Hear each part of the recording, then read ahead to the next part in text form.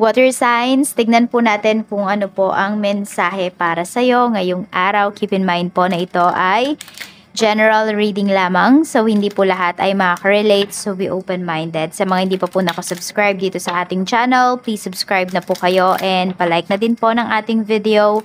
At sa mga nais pong mag-avail ng ating private readings, Lucky Stones and Amulet, makikita nyo po yung link sa description box below. Tarot Intentions by Aliana Reyes. Tignan po natin kung ano yung mensahe for you. Water signs. Ayan. Tignan natin ano yung mensahe. We have a blessing on growing older. Ayan. So, mas nagmamature kayo dito. Some of you physically. Some of you naman po is emotionally. Yan, pwedeng mas nakokontrol nyo na yung feelings ninyo o yung iba sa inyo, pwedeng nagkakaroon kayo ng mga puti-puti ng buhok. Some of you is ina-accept nyo ito gracefully. Yan, meron din naman, pwedeng nagpapakulay kayo ng buhok. Ayan, baka may magpapakulay ng buhok dito ngayong araw. So, tignan po natin kung ano pa yung mensahe for you. Okay, ano pa po ang mensahe natin? Pets. Ayan, so iba sa inyo, na-stress kayo sa mga alaga ninyo. It's either ano ba, wala bang makain or ayaw kumain ng mga alaga po ninyo. Tignan natin. Or meron dito, ayan, parang may magre-regalo sa inyo ng pets. Ayan, para may makasama po kayo sa bahay. Sabi kasi dito, getting a new pet, giving a current pet more love. So meron naman, pwedeng matanda na ba? Senior na yata yung inyong mga alaga. So there are times na nalulungkot kayo pag naiisip ninyo na tumatanda na din sila. Tignan po natin ano pa yung mensahe. Ano pa po ang mensahe natin? Spirit guide for water signs. Detox, cleanse and restore yourself. Yun. Meron dito, hindi yata kayo natutunawan. So, mag-detox po kayo. Some of you naman, yung detox na sinasabi dito, iwas kayo sa mga taong toxic. Ayan, kung kinakailangan magpahinga lang kayo sa bahay para makaiwas kayo sa mga toxic na tao na to, gawin nyo po. Tignan natin. We have clean energy food. Pero some of you, need nyo talaga mag-detox. Or more on, meron dito need nyo mag-fasting. Baka may kukuhanan ng blood dito. Ayan. Or may magpapamedical dito. So, baka yun po yung need ninyo. And marami din dito, yan, parang nagsiswitch na kayo sa organic foods, which is maganda. Baka nagtatanim na kayo dito, water signs, if you have time and if you have lots naman, 'di ba? Or may lupa kayo, or yung iba nga sa inyo sa mga pots nagtatanim. Ayan. O nahihilig na din yung karamihan sa inyo sa gulay. Sabihin natin, before, di kayo masyadong mahilig sa gulay. But this time, yan, nahihilig na kayo. Tignan po natin kung ano pa yung mensahe. Ano pa po ang mensahe natin? Spirit guide for water signs. We have ascending. O, di ba may mga pagbabago talaga dito sa life ninyo. Meron din dito, pwedeng nagpe-prepare. O, yan o. Meron kasi tayo dito, preparing for union. So, pwedeng merong reunion kayo na haatenan ngayong araw na to. Or may invitation kayo na marireceive. Tignan po natin kung ano pa yung mensahe.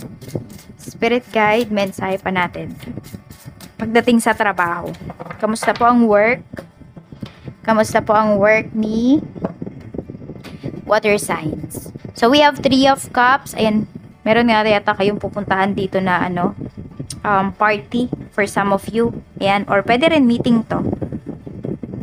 Meron ka bang dating katrabaho na friend mo? Ayan, ay, tama ba? Dating, tama. So, pwede po na magkikita kayo dito. Parang nag-iba na kasi siya ng company. Ayan, or nag-iba na siya ng work. Pero this time, magkikita po kayo. 7 of Pentacles. Yan, mukhang meron talaga kayong inaayos dito sa inyong trabaho. So, may party yung iba po sa inyo dito. Pwedeng may mga business deals kayo na pupuntahan ngayong araw. Ayan, no. Meron akong narinig na so, pa ko na training, ganyan. Hindi ko alam kung may nagpo-forex ba dito. Ayun kasi narinig ko dito. So, ayan o. Tignan nyo. Ang ganda po. Kailangan nyo lang dito maging competitive talaga. So, pwedeng meron din kayong presentation and hindi nyo talaga na i-present ng maayos at precise yung inyong business proposal. Kasi pwedeng kayo yung dito talaga. Kayo yung matanggap. Tingnan natin. Kailangan nyo lang maging innovative talaga. At masabi ninyo sa parang sa maikling oras. Di ko na alam kung ilang minutes ba or hours ba yung bibigay sa inyo para i-discuss yung inyong project dito. So, kailangan lang talaga yun. Parang sabi natin, kahit sa maikling oras is gets yan ng mga makakarinig. Mapupunto mo, tama ba? Masasabi mo yung point mo. Tignan natin pagdating naman sa negosyo. We have 8 of Pentacles. Ayan, marami sa inyo dito. Water signs, parang ang motivation ninyo ay kailangan ninyong kumita para sa inyong mga alaga. Kailangan ninyong magsipag kasi madami kayong pinapakain.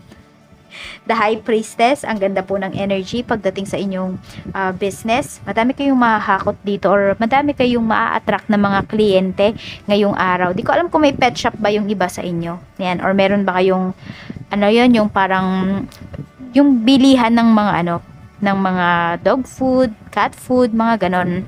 Or meron nga dito yung panabong na manok. So, ayan po. Magandang business din yan para sa inyo. Tignan nyo po kung meron dito talaga ay gusto nyo namang mag-start ng business. Kailangan nyo lang talaga maging direct kayo dito sa mga wini-wish ninyo or sa mga bagay na gusto ninyong ma-attract pagdating sa inyong business. Kasi napakaganda po ng pinapakita sa inyo dito. Hindi kayo aalatin ngayong araw na ito.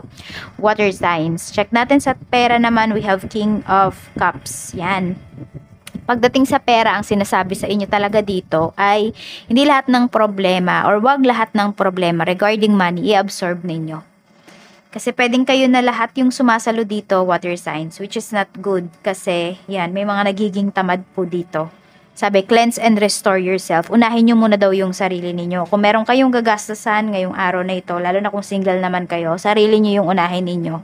Baka meron kayong mga pangangailangan na need nyo talagang bilhin, unahin nyo po. Huwag kayong manghihinayang, huwag kayong magi-guilty kapag meron kayong bibilhin sa inyo, para sa inyong sarili ngayong araw. Check po natin kung ano yung mensahe pa para naman sa love life. We have Ace of Pentacles. So, may nag-o-offer ba dito sa inyo ng love? Merong nakikipagbalikan? Let's see.